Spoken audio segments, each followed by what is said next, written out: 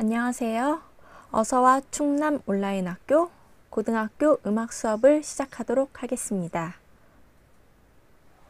지난 시간 우리는 서양 음악의 흐름을 살펴보았고요.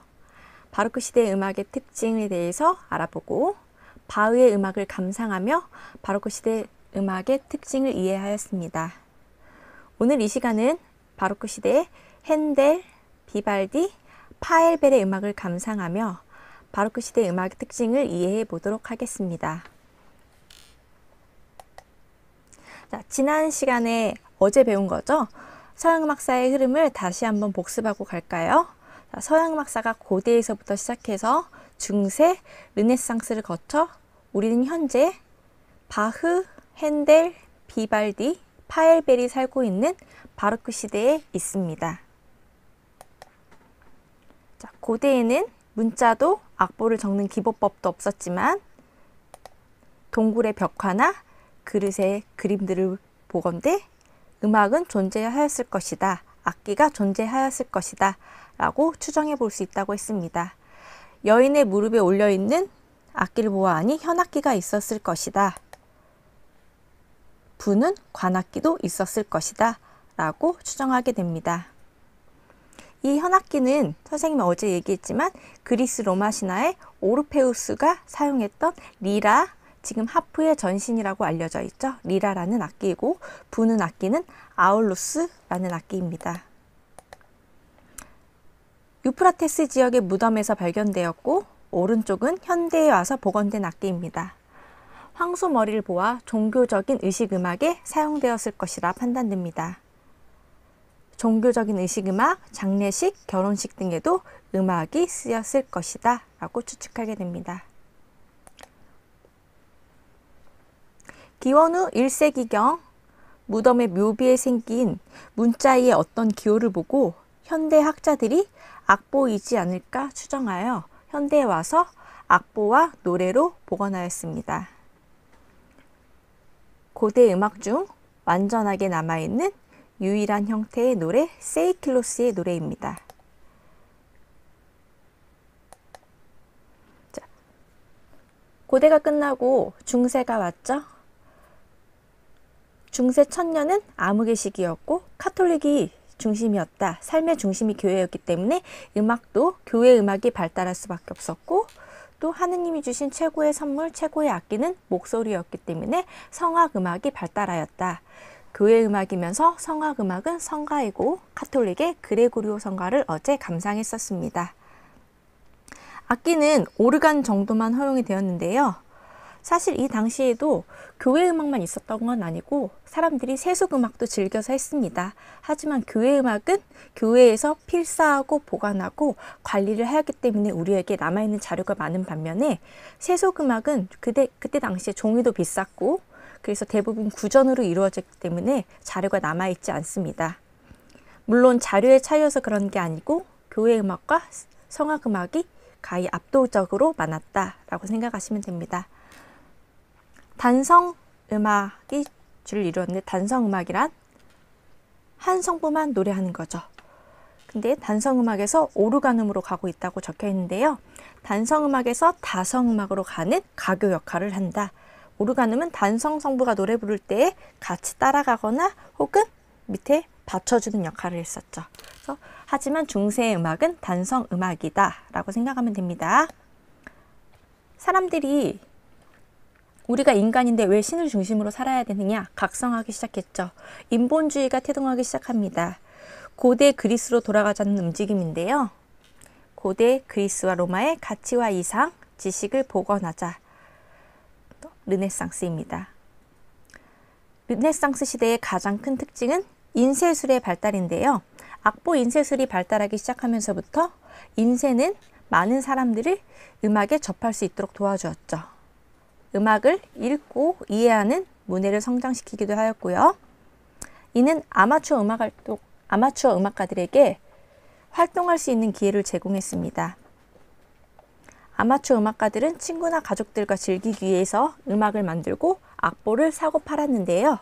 이는 세속 음악 발달에 기여하게 됩니다. 또한 기악 음악의 시작을 알리기도 하죠. 중세는 단성 음악이었어요. 한 선율만 노래 불렀는데 르네상스 시대에는 다성 음악이 주를 이룹니다. 다성 음악이란 2개 이상의 성부가 독립적인 가락으로 이루어져 있지만 대조와 조화를 이루면서 진행되도록 조직되는 악곡의 형태입니다. 자, 드디어 바로크까지 왔습니다. 바로크는 포르투갈어로 일그러진 진주라는 뜻이죠. 고대 중세 르네상스를 지나 1600년 오페라가 시작된 해부터 1750년 바흐가 죽은 해까지를 바로크로 규정짓습니다. 바로크의 특징은 역동적이고 장엄하고 웅장하고 과장되어 있는데요. 음악뿐만 아니라 미술에서도 나타난다. 고 하였죠. 자, 바로크 르네상스 시대의 미켈란조의 다비드와 바로크 시대의 베르니니의 다비드를 선생님이 비교해 줬었습니다. 르네상스 시대에는 고대 그리스의 영향을 받아 인간의 신체에 대한 고결함과 아름다움을 균형과 비례를 통해 표현하고자 했고요.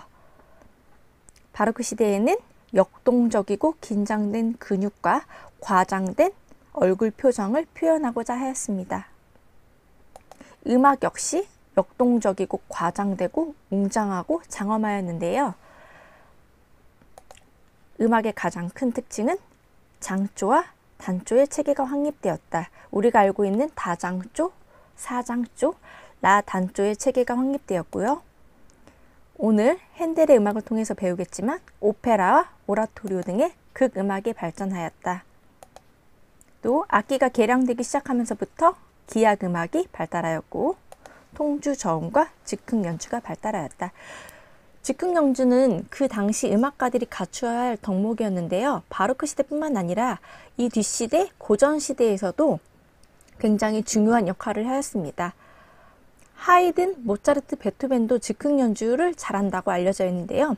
모차르트가 5살 때 신동으로 데뷔했는데 어떤 기존의 곡을 외워서 치는 게 아니고 사람들 앞에서 사람들이 주제를 주면 그 주제에 맞는 즉흥적인 연주를 하였다라고 알려져 있습니다. 또 어린 베토벤이 모차르트 앞에서 즉흥 연주를 하였을 때 모차르트가 자신을 이을 후계자라고 칭찬을 했다는 기록도 남아 있습니다. 어제 바흐의 음악을 살펴봤는데요. 바흐는 1685년 독일에서 태어나서 1750년에 죽었죠. 바흐가 죽은 1750년을 바로크의 끝으로 규정한다 라고 했습니다. 자, 음악의 아버지라는 별칭을 붙었고요. 대위법을 완성시켜 다성음악을 절정에 이르도록 하였다. 대위법이란 무시무시한 법을 어제 잠깐 봤었죠. 그래서 어제 토카타 푸가를 통해서 푸가 형식을 배웠고요. 브란덴부르크 협주곡을 통해서 합주 협주곡을, 무반주 첼로 모음곡과 G선상의 아리아를 통해서 악기 개량과 표준화의 과정을 보았습니다. 자, 오늘의 학습 목표입니다. 바로크 시대 음악을 감상하고 음악의 특징을 설명할 수 있다. 바로크 시대 핸델의 음악을 감상하고 오라토리오와 오페라의 특징을 비교할 수 있다. 바로크 시대 비발디 음악을 감상하고 클래식이 샘플링된 가요를 조사할 수 있다 입니다. 자, 첫 번째로 핸델 볼까요? 핸델은 1685년 독일에서 태어났습니다. 바흐와 같은 해에 태어났죠. 독일에서 활동하다 영국으로 건너가서 인기를 얻었는데요. 독일에서만 머물렀던 바흐와는 달리 여러 나라 여행을 통해서 음악 양식을 습득하고 영국에서는 큰 인기를 누렸습니다. 살아생전 인기를 누린 몇 안 되는 작곡가이기도 합니다. 영국에 가서는 음악 사업으로 부를 축적하기도 했는데 어마어마한 유산을 남겼다고도 알려져 있습니다. 핸델의 이름을 보면 HAN 위에 독일어로 된 땡땡이 있어야 되는데요. 이 음라우트라는 게 없습니다. 왜냐하면 핸델은 후에 영국으로 귀화해서 살았기 때문에 영국식 이름으로 표기를 합니다. 또 재미있는 일화가 있는데요. 핸델이 녹내장과 백내장 눈 수술을 하였는데 하필이면 바흐가 눈을 다쳐서 실명하게 만들었던 그 돌팔이 의사에게 수술을 받아서 핸델도 똑같이 눈이 실명이 되었다라고 알려져 있습니다. 음악의 어머니라는 별칭이 붙어 있고요. 그래서 핸델이 여자라는 질문을 굉장히 많이 받는데요. 핸델은 남자입니다. 오페라와 오라토리오 분야에서 심혈을 기울여 작곡했기 때문에 오라토리오 메시아 할렐루야, 오페라 리날도 중에 울게 하소서를 오늘 감상하도록 하겠습니다. 자, 오라토리오와 오페라의 공통점과 차이점을 가지고 왔습니다. 자, 오라토리오도 오페라도 모두 줄거리가 있습니다. 아무 노래나 하는 게 아니고요. 아리아와 레치타티보, 이중창, 악기에 의한 전주가 있는데요. 아리아는 주인공이 부르는 솔로 노래이고, 레치타티보는 말하듯이 노래하고 노래하듯이 말하는 상황 설명을 하고 극을 빠르게 전개시키는 역할을 하고요. 이중창은 재미를 극대화시킵니다. 또 곡의 시작 전 서곡을 연주하는데요. 이 서곡은 곡의 분위기를 암시하기도 하죠. 자, 이런 공통점이 또 있는 반면 가장 큰 차이점은 주제입니다. 오라토리오는 종교적인 내용과 가사를 사용합니다. 반면 오페라는 제한이 없습니다. 모차르트가 후에 귀족을 골탕 먹이는 오페라를 작곡했을 정도니까요. 또 오라토리오는 무대 장치와 의상이 없고 그냥 가만히 서서 노래 부르는 반면 오페라는 크고 화려한 무대 장치가 필요하고 무대 의상도 배역에 맞게 입습니다. 오라토리오는 해설자가 있어서 상황을 설명을 해주는데요. 오페라 안에서는 레치타티브로 배우들이 상황을 설명하죠. 여기에서 가장 큰 차이는 주제와 내용이죠. 종교적인지 아닌지가 가장 중요합니다. 오라토리오 주제는 입다, 사울, 엘리야, 하이든이 작곡한 천지창조 같은 곡들이 있습니다. 자, 그렇다면 핸델이 작곡한 오라토리오 메시아 중에 할렐루야를 감상할 텐데요. 여기에서 계속 반복되는 가사가 있습니다. 한번 주의 깊게 들어볼까요?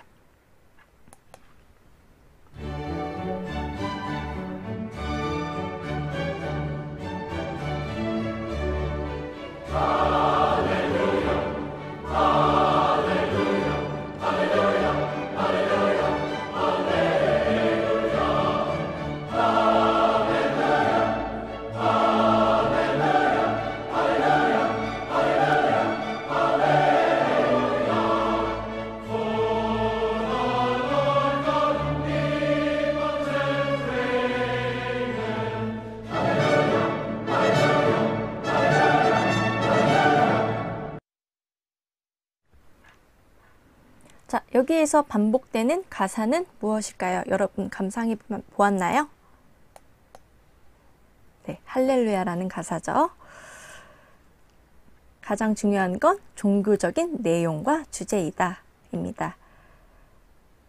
자, 두 번째, 핸델의 오페라 리날도 중에 울게 하소서를 감상할 텐데요. 선생님이 어제 퀴즈로 냈던 세 번째 퀴즈입니다. 이 QR코드는 그 세 번째 퀴즈의 광고인데요. 오페라 리날도 중에 울게 하소서를 BGM으로 사용한 광고이죠. 어제 여러분들이 봤을 것 같지만 QR코드를 올려놓겠습니다. 자, 그럼 오페라 리날도 중에 울게 하소서를 감상하도록 하겠습니다.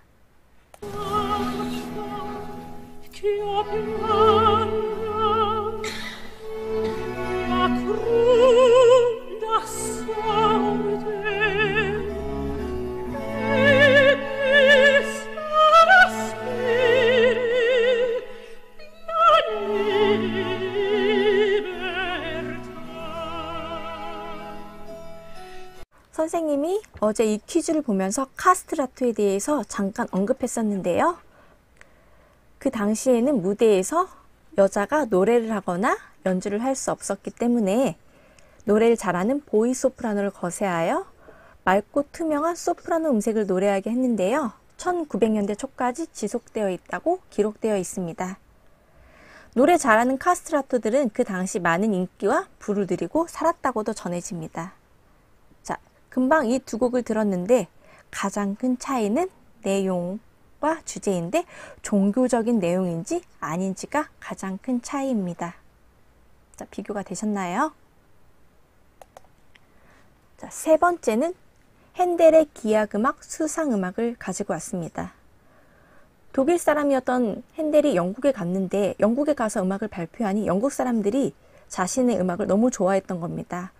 그래서 독일로 돌아가지 않고 영국에 머무르게 되는데 독일의 하노버의 선제후가 돌아오라고 명령을 합니다. 그럼에도 불구하고 핸델은 영국에 남아있죠. 그런데 영국의 앤 여왕이 후세를 남기지 못하고 갑자기 죽게 되자 하노버의 선제후가 조지 1세가 되어 영국 왕으로 임명 즉위하게 됩니다. 조지 1세의 신임을 얻고 관계를 회복하기 위해 왕실의 뱃놀이 연회에서 이 곡을 연주했다고 전해집니다. 수상음악은 3개의 모음곡 이루어지는데요. 지금 감상할 곡은 알라 홈파이프라는 가장 유명한 곡입니다. 한번 감상해 볼까요?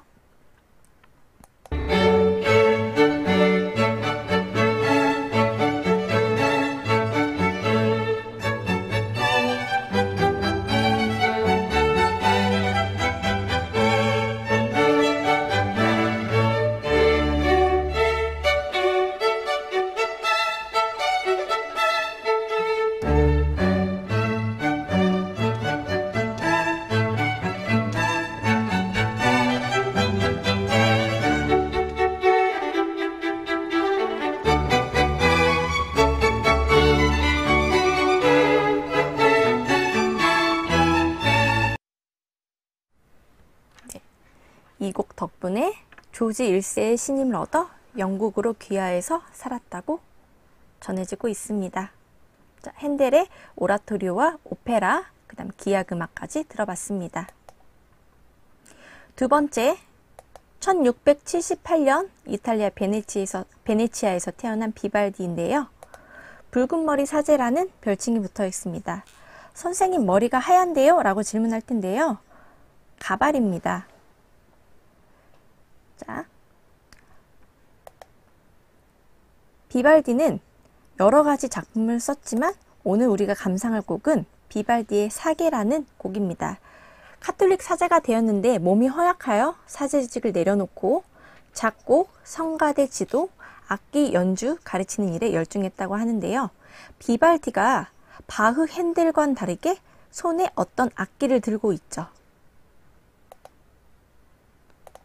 자, 비발디가 손에 들고 있는 악기는 이 음색을 냅니다. 한번 들어볼까요?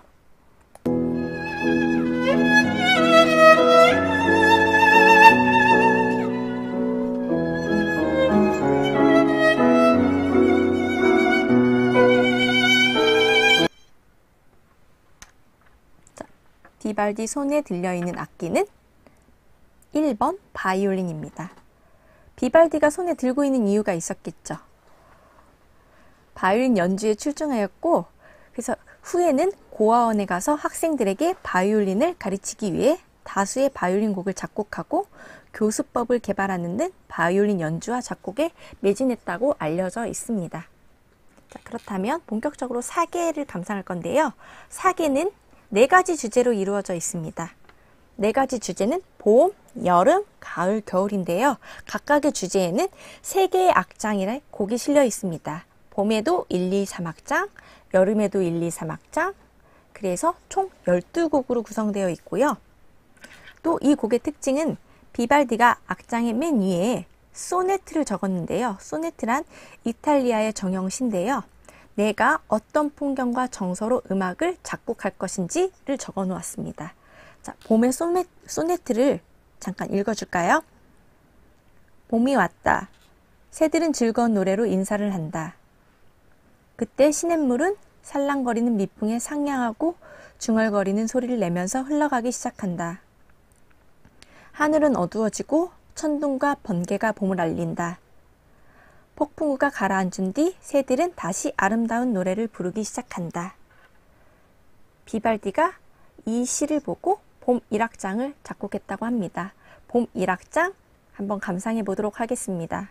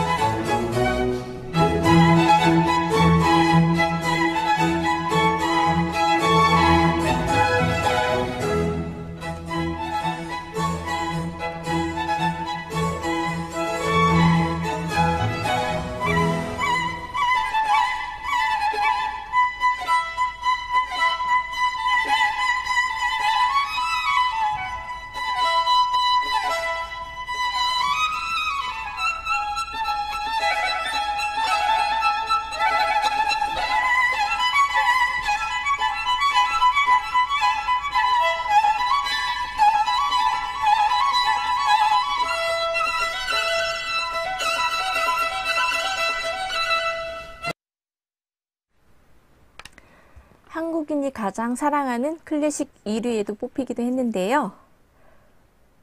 봄에 새들의 노래와 시냇물 소리를 들어보셨나요? 자, 그렇다면 두 번째, 여름의 일악장입니다. 여름의 소네트엔 이렇게 적혀 있습니다. 이 무더운 계절에는 타는 태양도 사람도 가축의 무리도 활기를 잃고 있다. 뻐꾹새가 울고 맷 비둘기와 방울새가 노래한다. 산들바람이 솔솔 분다. 그러다가 느닷없이 폭풍이 몰아친다. 양치기는 소나기가 두려워 신세를 한탄한다. 라고 적혀 있습니다. 뜨거운 여름날의 나른한 오후 한번 감상해 보도록 하겠습니다.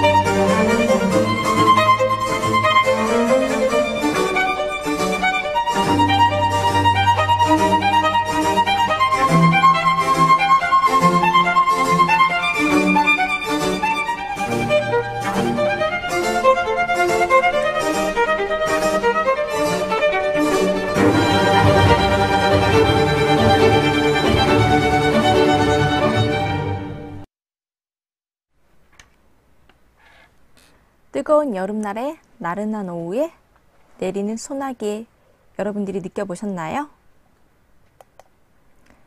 자, 세 번째는 가을의 일악장입니다. 마을 사람들은 춤과 노래로 복된 수확의 즐거움을 축하한다. 바커스의 술 덕택으로 떠들어댄다. 그들의 즐거움은 잠으로 끝난다. 라고 적혀 있습니다. 가을의 일악장 감상해 보도록 하겠습니다.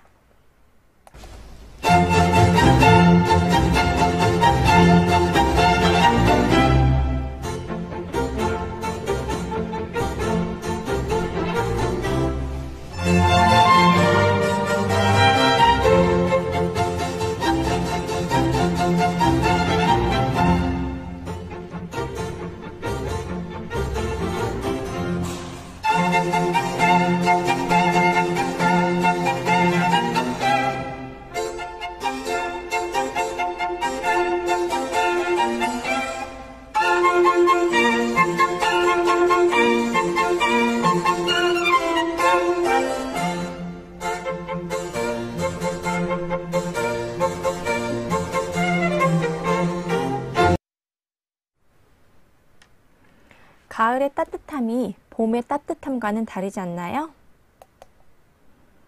자, 네 번째입니다. 겨울의 일악장인데요. 차가운 눈 속에서 덜덜 떨며 억세게 부는 바람 속에서 쉴 새 없이 발을 구른다. 쉬지 않고 움직이지만 혹독한 추위에 이가 덜덜 떨린다. 라고 적혀 있습니다. 겨울의 일악장 한번 감상해 보도록 하겠습니다.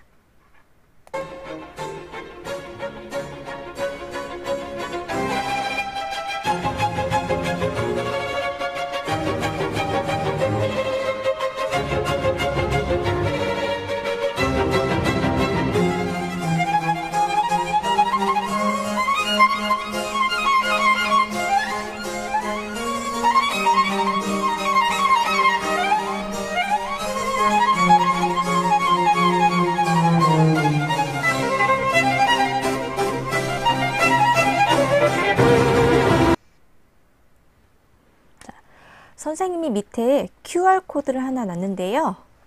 개보린 광고의 BGM으로 쓰인 곡이 이 사계의 겨울 1악장입니다.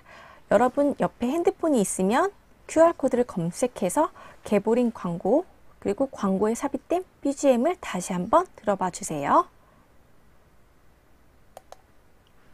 자, 다른 봄, 여름, 가을은 1악장만 들었는데요. 선생님이 겨울에 2악장을 가지고 온 이유가 있습니다. 일단 소네트를 먼저 읽어줄게요. 그러나 집안의 난로가는 아늑하고 평화로운 분위기로 가득 차 있다. 밖에는 차가운 비가 내리고 있다. 1악장은 겨울의 칼바람이었다면 2악장은 난로가의 따뜻함을 표현했는데요. 겨울의 2악장 감상해 보도록 하겠습니다.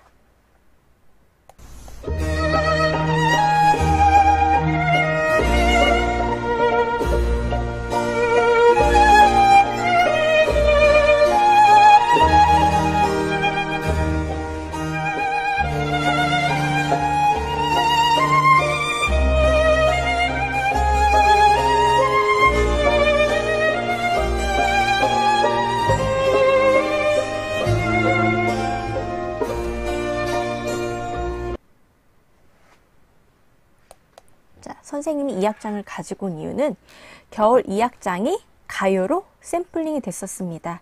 여러분들은 잘 모를 가수 같은데요. 이현우라는 가수가 불렀던 곡에 2악장이 샘플링 됐는데요. 앞부분만 잠깐 들려드리도록 하겠습니다.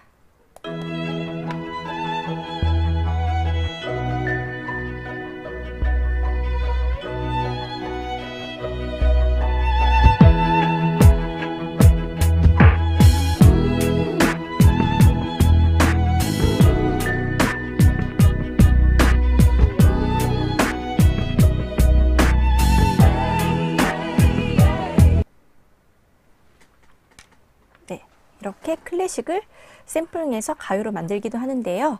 얼마 전에 끝난 미스터 트롯이라는 프로그램 여러분 아시나요? 거기에서 영탁이 찐이야라는 노래를 불렀는데요. 찐이야라는 노래가 시작하기 전에 따라다라다라라란 하고 시작하죠.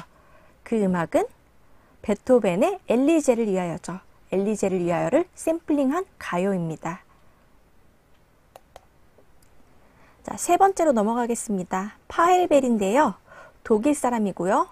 작곡가이자 오르가니스트로 굉장히 널리 알려져 있는 사람인데 아쉽게도 우리한테 알려져 있는 곡은 캐논 한 곡입니다. 여러분들 드라마나 영화에서 캐논이라는 곡을 너무 많이 들어봤을 텐데요. 악보를 먼저 볼까요? 선생님이 악보를 4마디를 제시했습니다.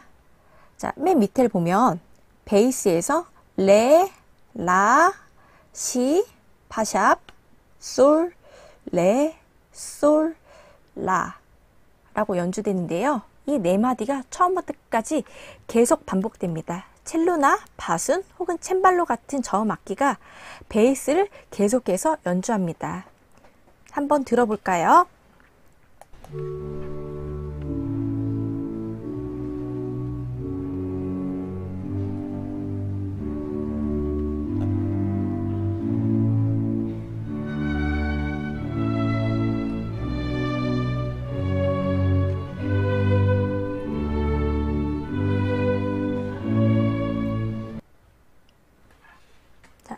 예전에는 작곡가들이 베이스만 이렇게 기보하고 나머지 연주는 연주자들에게 화성을 실현하게 해야 되는데요. 연주를 하게 하였는데요. 이때 연주자들은 즉흥 연주 실력을 발휘할 수 있었습니다. 바로크 시대의 관습으로 남아있는 이것을 계속저음, 또 숫자로 표시하면 숫자저음, 통주저음이라고 합니다. 선생님이 캐논의 뜻을 가지고 왔는데요. 굉장히 어려운 말인데 여러분들이 쉽게 이렇게 생각하면 됩니다. 돌림 노래 형태 배웠죠. 돌림 노래는 앞서 불렀던 노래를 뒤에 뒷성부가 따라하죠. 그래서 캐논도 제1바이올린이 빰바라란다라 연주하면 제2바이올린이 다시 딴다라란다라 그 다음 비올라가 딴다라란다라 돌림 노래 형태의 곡입니다. 자, 잠깐만 들어보도록 할까요?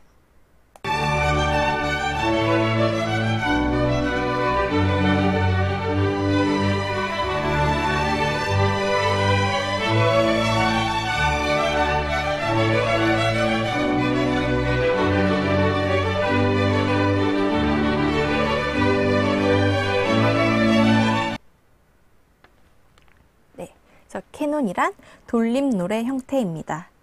지금까지 선생님과 3명의 작곡가에 대해서 음악을 감상하고 바로크 시대 음악 특징을 이해해 봤는데요. 형성평가를 풀어보도록 하겠습니다. 핸델의 오라토리와 오페라를 비교했었고요. 비발디는 바이올린 음악을, 파엘벨은 캐논을 감상했었죠. 자, 1번. 종교적인 가사와 내용으로 이루어진 성악곡 장르는 무엇이라고 합니까? 정답은 오라토리오입니다. 두 번째, 쫓아간다는 뜻으로 화음이나 멜로디가 계속적으로 반복되는 악곡의 제목이자 작곡 형태를 이르는 말은 무엇이라고 합니까? 정답은 캐논입니다. 어렵지 않았죠? 자, 오늘까지 바로크를 배웠고요. 다음 시간에는 선생님과 고전시대로 넘어가서 하이든의 음악을 감상하며 변주곡 형식에 대해 알아보도록 하겠습니다. 오늘 과제는 오라토리와 오페라의 공통점과 차이점을 비교 설명하기, 클래식이 샘플링된 가요 조사하기입니다. 과제는 각 학교 선생님의 지시에 따라주시면 되겠습니다. 여러분들 감상 다시 하시라고요. 선생님이 QR코드를 제시했습니다. 핸델, 비발디, 파엘벨의 음악을 다시 감상해 보면 좋겠습니다. 생활 속 거리두기 실천 잊지 마시고요. 오늘도 고생하셨습니다.